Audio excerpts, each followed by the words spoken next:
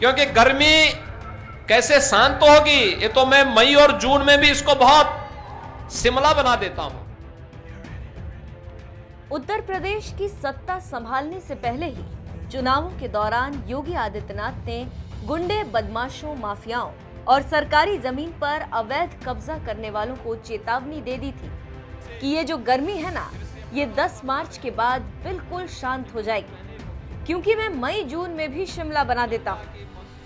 वे अभी से फिर से अपना रास्ता बना रहे हैं, लेकिन मैं तो पहले ही बोल चुका हूं, जो दंगा के मंसूबे के साथ इस समय अपना सिर उठाने का प्रयास कर रहे हैं। 5 वर्ष तक ये सभी लोग बिलों में घुसे थे, दुबके हुए थे। जो थोड़े बहुत कभी सब्जी के लिए निकलता था, पुलिस पकड़ती थी, अगले दिन गले में तख्ती लगा करके आता था, कहा साहब बकस दो, बस सब्जी बेच करके अपना परिवार का भरण पोषण कर लेंगे। आप 10 मार्च के बाद देखना, फिर इनके गले में फिर वही तख्ती लटकती भी दिखाई देगी। और फिर एक गर्मी जो अभी किराना में और मुजफ्फरनगर में कुछ जगह दिखाई दे रही है ना, ये सब शांत हो जाएगी इसके बाद। क्योंकि गर्मी कैसे शांत होगी ये तो मैं मई और जून में भी इसको बहुत शिमला बना देता हूं। सूबे के गुंडे बदमाशों को चेतावनी देते वक्त सीएम योगी ने कैराना का भी खास तौर पर जिक्र किया था। और कैराना के बारे में आपको बता दें, ये शामली जिले की वही विधानसभा सीट है जहां सपा नेता नाहिद हसन जीतकर विधानसभा पहुंचे हैं।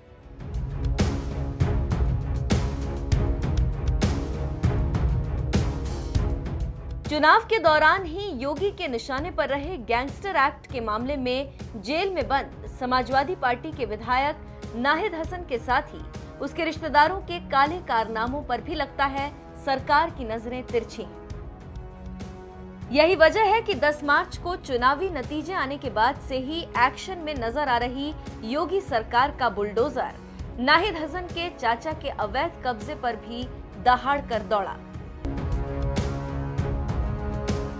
दरअसल सपा विधायक नाहिद हसन के चाचा सरवर हसन ने कैराना के झिंझाना मार्ग पर सब्जी मंडी परिसर के बाहर 8 बीघा जमीन पर अवैध कब्जा करने के साथ ही उस पर खेती भी शुरू कर दी थी।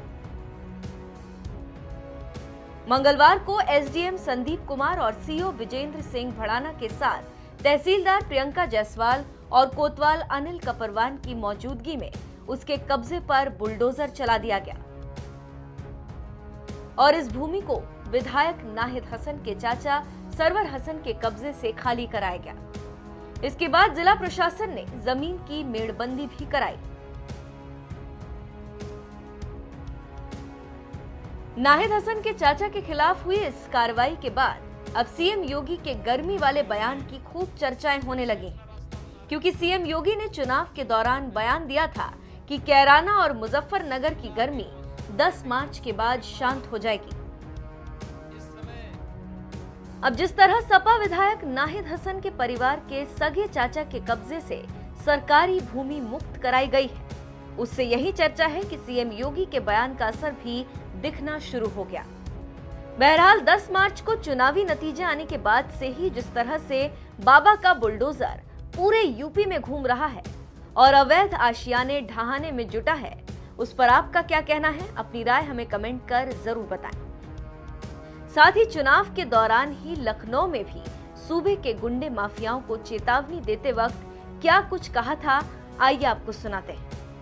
जो भाइयों बहनों संकट का साथी नहीं, वह सच्चा साथी नहीं, वह तो अवसरवादी है और राजनीति में इससे अवसरवादी आते रहेंगे जाते रहेंगे, उसकी परवाह नहीं करनी है।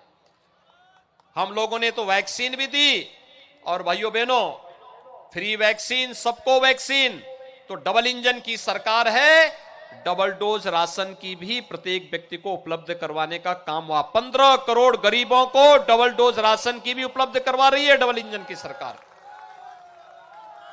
भाइयों बहनों, सरकार की संवेदना विकास के लिए है, नौजवान के लिए है, किसान के लिए है, बेटियों की सुरक्षा के लिए है, व्यापारियों की सुरक्षा के लिए है।